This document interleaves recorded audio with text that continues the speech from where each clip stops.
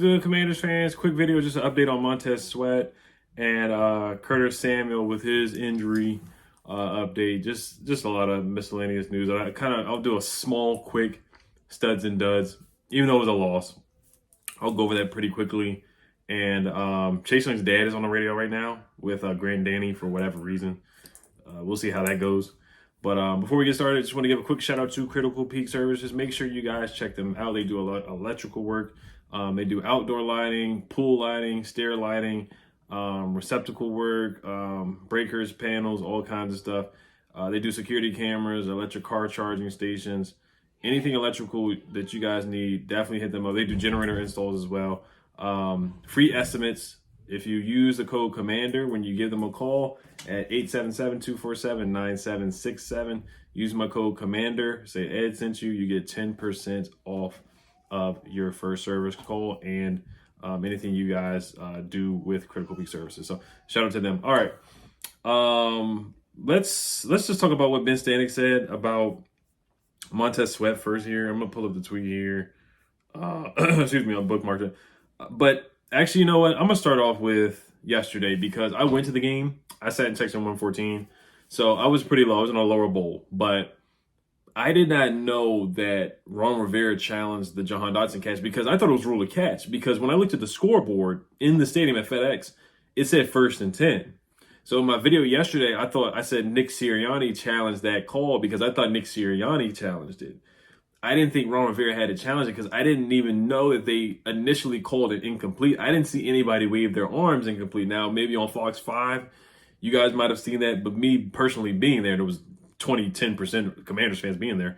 10% of us, I don't know the 10% of the fan base that was there. Did you guys see that the ref did an incomplete signal when Jahan Dotson clearly caught the football? Like his arm was under the football. So I'm not going to blame the refs. The refs were terrible. And Ron Rivera said, you know, when he challenged, he said that New York made the call. I think Vegas made the call.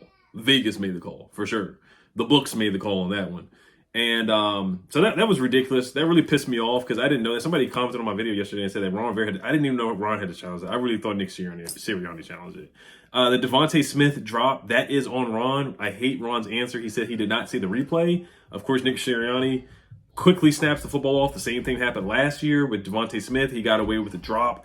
The football clearly hit the ground. They got away with one, and Ron Rivera clearly, once again, just way too slow, way too old, and that's why he needs to be fired. That's why he needs to be fired. And that was an exclamation point on Ron Rivera's tenure here. Just too slow. Just too slow to adapt, too slow to make a call, too slow. Everybody on the sideline, that's all that. Jack Del Rio was like, it's incomplete. Everybody on the sideline was like, it's incomplete. But I'm not going to cry out for spilled milk, but we definitely got hosed there. We got worked again because Terry McLaurin caught the ball on, what was it, Reed Blankenship. He stepped on his arm and then stepped in bounds and then went out of bounds. That was a catch. But it is what it is. This coaching staff needs to go. The refs definitely had the fix in, and the Vegas made the call. Not New York. Vegas made the call. All right. So Ben Standig, really quick here, he said, one team has offered the Commanders a 2024 third-round pick. That would turn into a second rounder if Montez Sweat agrees to a contract extension. The Falcons are among the teams interested in Montez Sweat, who grew up near Atlanta. My computer just refreshed for some weird reason. That's my kids in the background, so don't mind them if you guys do hear them. Who grew up near Atlanta. Tuesday's 4 p.m. deadline should spur activity. Another good thing that Ben Standig said, a good nugget here, is that making a trade now for 2024 assets, lock in a good, strong return. Waiting on a possible third-round compensatory pick is riskier since Washington likely spends in free agency next season and therefore may cancel out the pick, which wouldn't arrive until 2025. So they just, I hate to trade Montez, but honestly, I think that's probably the smartest move because you're just not going to have enough cap space to really keep Chase and Montez. And to get a second-round pick, if he signs an extension with the Atlanta Falcons, which is possible, and who knows, the 49ers, they may make a move and get Montez Sweat. They may try to trade for him. Imagine Nick Bosa and Montez Sweat. The Niners would probably get the best out of Montez Sweat. He probably would turn into an all-pro across from Nick Bosa. He probably would end up with like 13 sacks in the season. He would probably start finishing plays now, which he has this season. He's starting to finish plays, but he probably would definitely reach another level with the 49ers for sure. So that would be unfortunate to see that. But if he agrees to a contract extension, it could turn into a second rounder. Another team may bid higher and send us a second round pick anyway, whether he signs an extension or not. So that's a good possibility. The deadline is 4 p.m. tomorrow, so keep that in mind with the Falcons. Remember, we beat them, and they didn't. They had a good pass rush against us, but they had zero pass rush against other teams.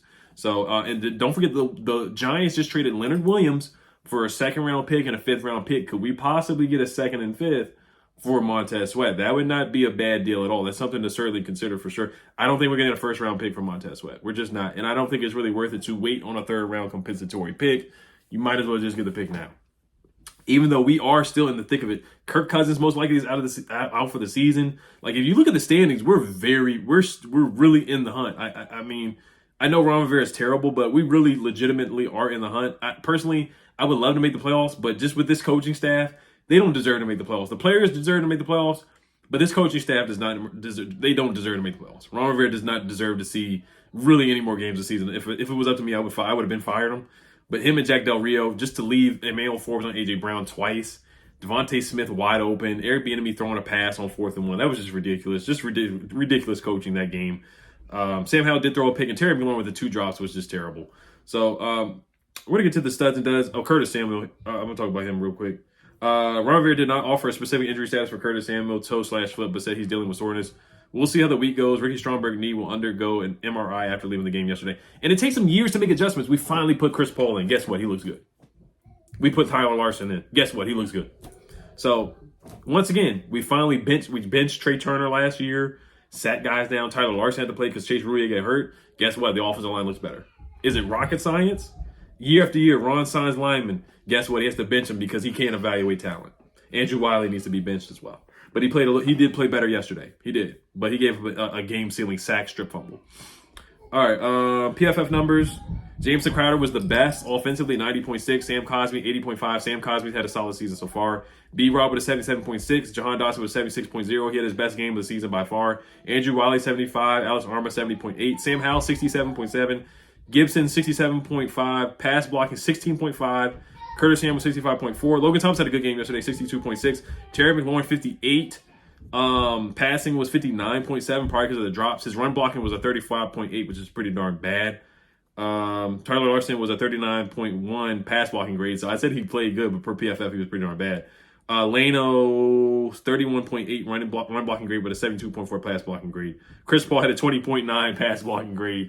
I just said that he played well, and PFF has him as pretty darn bad. So it is what it is with PFF. You kind of take their numbers with a grain of salt, but it is a good measuring stick. Cameron Crowe was highly rated, 89.8, 94.4 run defensive grade, probably because of the fumble he forced on Kenneth Gainwell.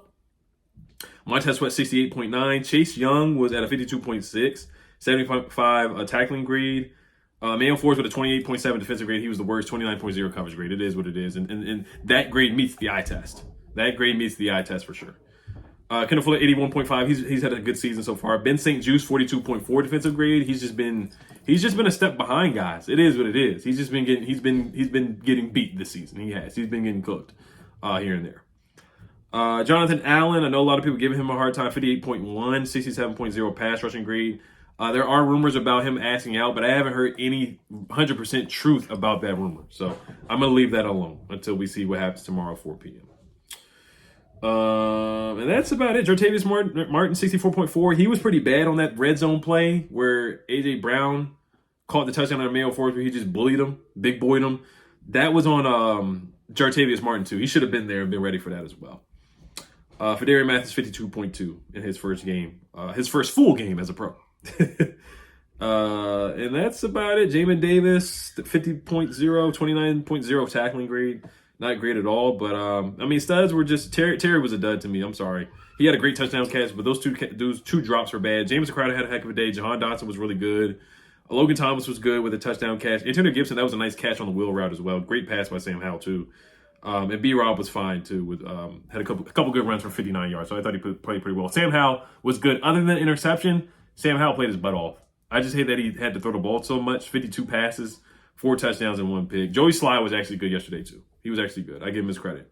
So that's about it. All right, you guys let me know what you guys think. We'll see what happens at 4 p.m. tomorrow. Is Montez Sweat still going to be on the team at 5 p.m. tomorrow? Chase Young, we'll see. Jacoby Brissett, I would trade Jacoby because it is what it is. I think we found a legitimate starter in Sam. I don't know about a franchise quarterback, but I think Sam is a legitimate starter in this league. He looks good against the Eagles, but I want to see him do this against other teams. That's what I want to see. He did it against the Broncos, but I want to see him do it against other teams than just the Eagles. So that's the thing for me. Jacoby Brissett, Antonio Gibson. We'll see if these guys are still on the roster tomorrow. All right, you guys. Healthy Commanders. Peace.